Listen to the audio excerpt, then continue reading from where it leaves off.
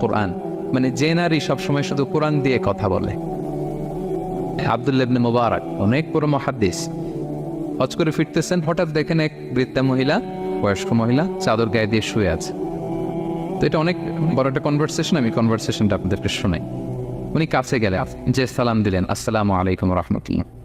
সালামের উত্তরে বৃদ্ধা মহিলা স্বাভাবিকভাবে উত্তর না দিয়ে একটা কোরআনের আয়াত তেলাওয়াত করলেন।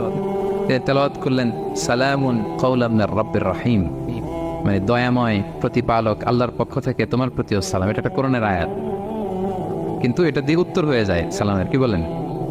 আচ্ছা গেল। এবার আব্দুল্লাহ ইবনে মুবারক জিজ্ঞেস করলেন, মাযা তাসনাঈনা ফি হাযাল মাকান, এখানে কি করেন আপনি, কি করতেছেন একা একা? এই প্রশ্নের উত্তরও ভদ্রমহিলা একটা কোরআনের আয়াত তেলাওয়াত করে দিলেন। উনি তেলাওয়াত করলেন, ওয়ামাই ইউদ্লিল ফালা হাদিয়া লাহ, মানে আল্লাহ যার পথ ভুলায় দেয় তার পথ দেখানোর কেউ নেই। মানে বুঝাইতে চাইলেন আমি পথ হারাই ফেলছি। কি বুঝাইতে চাইলেন? পথ হারাই ফেলছে, মানে উনি এমন ভাবে কোরআনের আয়াত চুজ করে যাতে উত্তর হয়ে যায়।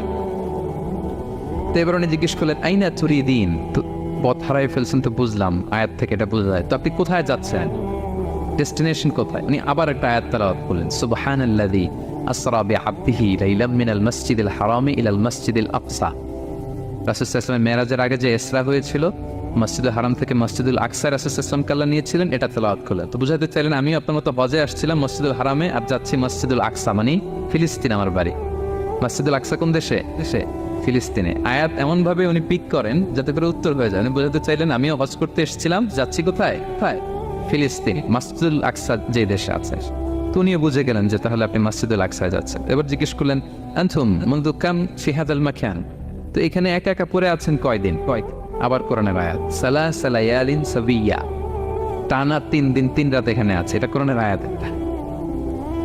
আবার জিজ্ঞেস করলেন উনি, মা আরা মাআকি তাআমান তাকুলিন, তো একা যে পড়ে আছেন আবার 3 দিন, তো আপনি খাচ্ছেন কি, বেঁচে আছেন কিভাবে? ভদ্রমহিলা আবার একটা আয়াত তেলাওয়াত করলেন। তিনি পড়লেন, হুয়া ইউতঈমুনি ওয়া ইউসকিন, ইব্রাহিম আলাইহিস সালামের কথা, যে ওই আল্লাহ তাআলাই আমারে খাওয়ায়, আল্লাহই আমাকে পান করে, আল্লাহ তাআলা ব্যবস্থা করেছেন আবার। এইবার উনি অবাক হচ্ছেন, আমি এত বড় মুহাদ্দিস আব্দুল্লাহ ইবনে মুবারক, ইমাম বুখারীর উস্তাদ, আমি স্বাভাবিকভাবে কথা বলি আর যাই প্রশ্ন করি একটা আয়াত তেলাওয়াত করে দেয় আর ওটা দিয়ে উত্তর হয়ে যায়। কি মহিলার সন্ধান পেলাম? তো উনি বলতেছে, ফাবি আইয়ি শাইইন তাতাওয়াদ্দাইন, 3 দিন যে এখানে আছেন মরুভূমির বালুর মধ্যে, ওযু করেন কিভাবে? উনি আবার একটা আয়াত তেলাওয়াত করলেন, ফাইন লাম তাজিদু মাআন ফাতায়াম্মামু সাঈদান তাইয়্যিবা, আল্লাহ আয়াতে বলেছেন যদি তোমরা পানি না পাও পবিত্র মাটি দিয়ে তায়াম্মুম করে নিও।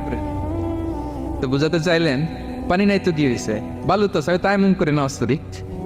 আল্লাহু আকবার। এবার উনি বললেন, ইন্না মাইয়া তাআমান আলা তাকুলিন, আমার ব্যাগে তো কিছু খাবার আছে, আপনি কিছু খাবেন? আবার কোরআনের আয়াত, সুম্মা আতিম্মুস সিয়ামা ইলাল লাইল, আল্লাহ এক আয়াতে বলেছেন তোমরা রোজা ফজর থেকে শুরু করে সন্ধ্যা পর্যন্ত পূর্ণ করো। তো বুঝালেন আমি রোজা রাখছি। কি বুঝালেন? রোজা রেখেছে। এবার উনি একটু মাসালা খাটাইতে চাইলেন, ভাবলেন যে বুড়ি তুমি আমার সাথে শুধু কোরআন দিয়ে উত্তর দিচ্ছ, দাঁড়াও তোমাকে আমি আটকাইতেছি। উনি মাসালা খাটাইলেন যে ফাকুলতু লাহা লাইসা হাদা শাহরু রমাদান, তো রোজা রাখছেন মানে এটা তো রমজান মাস না, হজ করে ফিরতেছি আমরা জিলহজ মাসের শেষের দিক, কিসের রোজা? ওই মহিলা আবার একটা আয়াত তেলাওয়াত করলেন যে ওমান তাতাওয়া খায়রান ফাইনাল্লাহা শাকিরুন আলিম, আমি রমজানের ফরজ রোজা তো রাখিনি, এখন আমি নফল রোজা রেখেছি। আয়াতের অর্থ হচ্ছে তোমরা নফল যা করো এগুলো প্রতিদান আল্লাহ তোমাদের বুঝিয়ে দেবে। রমজান না ঠিক আছে জিলহজ, কিন্তু আমি কি রোজা রেখেছি? নফল রোজা। এইবার উনি ধরছেন মাসালা, এবার বলতেছে উবি হালান আল ইফতার ফিস সাফার, সফরে তো রোজা ভাঙা যায়, রোজা তো ভাঙা যায়, খান একটু। এবার উনি কোরআন থেকে আবার তেলাওয়াত করলেন, ওয়া আনতা সুমু খায়রুল লাকুম ইন কুনতুম তা'লামুন, আল্লাহ যে আয়াতে বলেছেন যে সফরের রোজা ভাঙা জায়েজ আছে, ওই আয়াতের শেষে আবার আল্লাহ বলছেন যদি রাখো সব বেশি পাও। কেউ অসুস্থ হলে রোজা ভাঙবে, সফরের রোজা ভাঙবে। এই আয়াতের শেষে হচ্ছে ওয়া আনতা সুমু খায়রুল লাকুম ইন কুনতুম তা'লামুন, তবে রোজা যদি রাখো এটা ভালো যদি তোমরা বুঝতে। এবার উনি আর যাবে কোথায়? দিশেহারা হয়ে এবার জিজ্ঞেসই করে ফেলছে, লিমাযা লা তুকাল্লিমিনি মিসলা মা উকাল্লিমুকি, আচ্ছা মা এবার বলেন আমি আপনার সাথে যেভাবে কথা বলি আপনি এভাবে কথা বলেন না কেন? কিছু জিজ্ঞেস করলে কোরআনের আয়াত বলেন কেন? আমি কথা বলতেছি আপনি আমার সাথে এভাবে কথা বলেন, কিছু জিজ্ঞেস করলে কোরআনের আয়াত কেন? এটার উত্তর উনি আরেকটা কোরআনের আয়াত উনি পড়লেন, মা ইয়ালফিযু মিন কাওলিন ইল্লা লাদাইহি রাকীবুন আতীদ, আল্লাহ বলেছেন তোমরা মুখ দিয়ে যাই বের করো এটা লিখে রাখার জন্য দুই কাঁধে রাকিব আতীদ আছে, তুলে রাখে। তার মানে আমি যে তোমার সাথে কথা বলতেছি প্রত্যেকটাই তো রেকর্ডেড হয়, রেজিস্টার্ড হয়। সো এমন কিছু বলি যেটাতে সওয়াব হয়, যেটাতে ভুল না হয়। আল্লাহু আকবার, সুবহানাল্লাহ। কি নারী ছিল, কেমন নারী তিনি ছিলেন, কি পুরো ঘটনাটা শুনবেন? হ্যাঁ, শেষ করবো ঘটনাটা। আচ্ছা, তো উনি অবাক হলেন যে কি মহিলা, এরকম মহিয়সী গরিয়সী নারীও পৃথিবীতে আছে। তিনি বললেন ঠিক আছে মা, আপনি যেহেতু পথ হারাই ফেলছেন, আমার ওটটাকে আমি নিয়ে আসি। ফাহাল্লাকা আন আহমিলুকি আলা নাফাতি হাদিহি ফাতুদরিকিল কাফেলা, আমার ওটটা নিয়ে আসি, ওটে বসেন, আমি আপনাকে এগিয়ে দিয়ে কাফেলাতে যুক্ত করে দেই। আপনি কি রাজি আমার ওটে বসবেন? আবার কোরআনের আয়াত, ওমা তাফআলু মিন খাইরিন ফাইনাল্লাহা বিহি আলিম, তোমরা যত ভালো কাজ করো আল্লাহ সেটা জানেন। মানে তোমার এই ভালো কাজ আল্লাহ জানেন, আল্লাহ এর প্রতিদান দিবেন। কলা ফানাফতু নাফাতি, আমি ওট বসালাম এবং বললাম ওঠেন। উনি যখন উঠতেছে আমি এভাবে তাকায় আছি, আমি যে তাকায় আছি উনি একটা আয়াত তেলাওয়াত করলেন যে কুল্লিল মুমিনিনা ইয়াগুদ্দু মিন আবসারিহিম। এর অর্থ হচ্ছে নবী হে, মুমিনদেরকে বলুন তারা যেন পরনারী দেখে তাকায় না থাকে, চোখ যেন নিচে রাখে, তারা যেন চক্ষু অবনমিত করে। মানে বুঝাতে চাইলেন যে আমি তো বেগানা নারী, পরনারী, তা আমি ওটে উঠতেছি, আপনি তাকায়। সে হয়তো তাকায় আছে যে বৃদ্ধা মহিলা উঠতে যদি কষ্ট হয় পড়ে যায়। তো উনি যখন দেখতেছেন তাকায় আছে, উনি বলতেছে ফুল্লিল মুমিনিনা ইয়াগুদ্দু মিন আবসারিহিম, নবী হে বলুন বিশ্বাসীদের তারা যেন চোখ নিচের দিকে করে রাখ। উনি লজ্জা পেয়ে গেলেন। ফাকাদাতু বাসারি, আমি লজ্জায় চোখ নামালাম। এরপর আমি বললাম ইরকাবি ওয়াকাদ আকালতু নাকাতে, ওঠেন। আমি আবার ওটের রশি ধরে টানতে আরম্ভ করলেন। ভদ্র মহিলা উঠেই আবার কোরআনের আয়াত পড়লেন, যেটা আমরা গাড়িতে বা কোনো বাহনে উঠলে পড়ে। তিনি পড়তে আরম্ভ করলেন সুবহানাল্লাযী সাখখারা লানা হাযা ওয়া মা কুন্না লাহু মুকরিনিন ওয়া ইন্না ইলা রাব্বিনা লামুনকালিবুন। প্রশংসা সে আল্লাহ, যে আল্লাহ এই বাহনকে আমাদের জন্য বশীভূত করে দিয়েছেন। তিনি বশীভূত না করলে আমরা তো এটাকে বশীভূত করতে পারতাম না। আপনারা যখন গাড়ি স্টার্ট দিবেন এই দোয়াটা পড়েন তো আপনারা। গাড়ি স্টার্ট দিলে, বিমানে উঠলে, ঘোড়ায় উঠলে, যে কোনো বাহনে উঠলে এটা পড়তে হয়, কোরআনের আয়াত। তো এই বললেন, আমি এবার উঠলাম, ওটের জিমাম ধরে টানতে লাগলাম না, আর একটু হই হই শব্দে ওট চালাতে লাগলাম যাতে করে তাড়াতাড়ি যাওয়া যায়। উনি কোরআনের আয়াত বললেন ওয়াকসিদ ফি মাশিক ওয়াগদুদ মিন সাওতিক, কোরআনের আয়াত। মানে তোমার চলার ক্ষেত্রে তুমি মধ্যম পন্থা অবলম্বন করো আর গলার সাউন্ডটা আর একটু ছোট করো। এটা কিন্তু লোকমান হাকিম তার ছেলেকে বলেছিলেন যে বাবা তুমি যখন হাঁটবে মধ্যম পন্থায় হাঁটবে, আর শাউট করবে না, নয়েজ করবে, কণ্ঠটাকে নিচু করবে। এই আয়াতটা উনি পড়ে দিলাম। বুঝাতে চাইলেন আপনি হাজি মানুষ ফস করে আসছেন, এইভাবে যাচ্ছেন কেন, আপনি স্লোলি যান।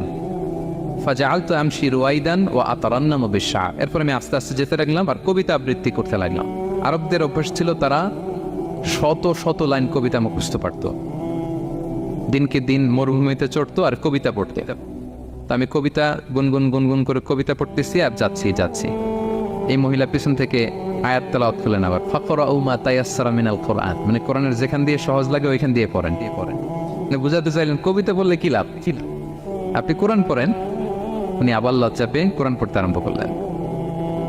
এবার যেতে যেতে যে কাফেলা থেকে উনি মিসিং, যে ক্যারাভ্যান থেকে মিসিং, ওই ক্যারাভ্যানের সাথে যুক্ত হলেন। এবার জিজ্ঞেস করলেন যে হাদিহিল কাফেলা মান লাকি ফিহা, এই তো আপনার কাফেলা, এখানে কে আছে আপনার, কেউ আছে? আবার কোরআনের আয়াত, আল মাল ওয়াল বানুনা জিনাতুল হায়াতিদ দুনিয়া, অর্থাৎ সম্পদ সন্তান এগুলো আল্লাহর দেয়া নেয়ামত। এটা দিয়ে বুঝাতে চাইলেন হ্যাঁ আমার কিছু সন্তানাদি আছে। উনি বুঝতে পারলেন ফাআলিমতু আন্নাল্লাহা আওলাদান ফিহা, আমি বুঝলাম যে ওনার সন্তান এখানে আছে। এবার একটা চান্স পেয়ে গেছে আব্দুল্লাহ ইবনে মুবারক। কি পেয়ে গেছে? উনি মনে মনে ভাবলেন ওনার ছেলেদের নাম কি, এটা জিজ্ঞেস করি, তাইলে তার উত্তর দিতে পারবে না। সুন্দর না প্রশ্নটা? এবার উনি বলতেছে ফাকুলতু লাহা মা আসমাউ আওলাদি, মা এবার একটু বলেন তো আপনার ছেলেগুলোর নাম কি, কি জিজ্ঞেস করলেন? এটা তো আর নান্টু বল্টু সল্টু তো আর কোরআনে পাওয়া যায় না। আমরা নাম রাখি কি সল্টু বল্টু কোরআনে আছে নাই। তো উনি এবার চান্স নিলেন, এবার জিজ্ঞেস করি আপনার ছেলের নাম কি। এবার আর উত্তর থাকবে না, অনেকক্ষণ আমার সাথে এক করছে না। তো জিজ্ঞেস করতেছে লাহা ওয়ামা আসমাউ আওলাদিক, আপনার ছেলেদের নাম কি একটু বলেন তো। এই প্রশ্নের উত্তরে উনি 3টা আয়াত তেলাওয়াত করতেন। এতক্ষণ তো একটা, এখন কয়টা? এখন 3 নম্বর গিয়ারে চালাইতে। উনি প্রথম আয়াত তেলাওয়াত করলেন ওয়াত্তাখাযাল্লাহু ইব্রাহিমা খলিলা, এরপরে বললেন ওয়া কাল্লামাল্লাহু মূসা তাকলিমা, সবশেষে বললেন ইয়া ইয়াহইয়া খুযিল কিতাবা বিকুওয়া। আল্লাহু আকবার। আমি ইব্রাহিমকে খলিল হিসেবে নিয়েছি, মুসাকে কালিমুল্লাহ বানিয়েছি এবং ইয়াহিয়াকে বলেছি, হে ইয়াহিয়া তুমি তাওরাত কিতাবকে শক্ত করে ধরো। তার মানে বোঝাতে চাইলেন আমার বড় ছেলের নাম ইব্রাহিম, পরের ছেলের নাম মুসা, ছোট ছেলের নাম ইয়াহিয়া। সুবহানাল্লাহ পড়বেন না? কি নারী ছিলেন। কোরআনের বাইরে যেন যাওয়া না লাগে, কোরআন থেকে ছেলেদের নাম চুজ করে রাখছেন। ছেলেদেরকে ডাকলে এই নামেই ডাকেন। এরপর ছেলেদেরকে ডাকলেন কোরআনের আয়াত পড়ে, ফাবাআসু আহাদাকুম বিওয়ারিকিকুম হাযিহি ইলাল মাদিনাতি ফালইয়ানজুর আইয়ুহা আসকা তুআমান ফালইয়াতিকুম বিরিজকিম মিন। এটা সূরা কাহফের একটা আয়াত। গুহাবাসী 7 জন যুবক যখন ঘুমিয়ে পড়েছিল, 309 বছর পরে যখন জেগেছিল, একজনকে টাকা দিয়ে বলেছিল যাও তুমি কিছু খাবার নিয়ে আসো। এই আয়াত বুঝাইয়া তিনি ছেলেদের বুঝাইলেন যে মেহমান আসছে, কিছু নিয়ে আসো খাবার, ওনারা খাওয়াইতে হবে। উনি অনেক হেল্প করছে আমাকে। তো ছেলেরা খাবার নিয়ে আসলো। খাবার দেওয়ার পরে মহিলা আবার কোরআনের আয়াত, কুলু ওয়াশরাবু হানিআম বিমা আসলাফতুম ফিল আইয়ামিল খালিয়া। এটা আসলে আল্লাহ তাআলা জান্নাতীদেরকে বলবেন। আমরা যখন জান্নাতে ঢুকবো আল্লাহ বলবে কুলু ওয়াশরাবু হানিআম বিমা আসলাফতুম ফিল আইয়ামিল খালিয়া।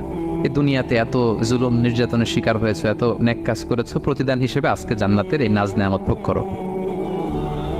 বৃদ্ধ মহিলা এই আয়াতটা বললেন, তার মানে মরুভূমিতে অনেক কষ্ট করেছেন আপনি আমার জন্য, এখন আপনি আমার পক্ষ থেকে এই হসপিটালিটি রিসেপশন, এই আপ্যায়ন গ্রহণ করুন।